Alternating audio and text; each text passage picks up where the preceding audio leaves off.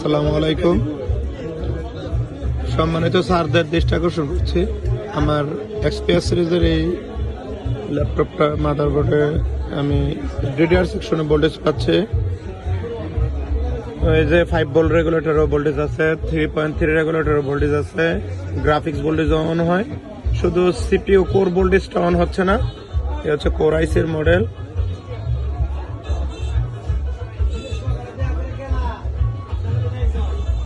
NCP 8120B core আইসিটাও আমি change করে দেখলাম। এখন হচ্ছে এটা পাওয়ার আইসা 0.121 এরকম লোড নিয়ে কিছুক্ষণের ভিতরে আবার অফ হয়ে যাচ্ছে।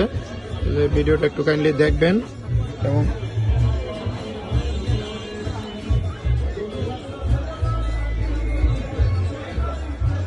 এই যে 117, 18, 24 লোড নিয়ে এই যে অফ হয়ে গেল। যখন 117, 18 লোড থাকে তখন ডিডিআর ভোল্টেজ স্টেবল থাকে, 1.5, 3.3 মোটামুটি সব ভোল্টেজ এনাবল থাকে।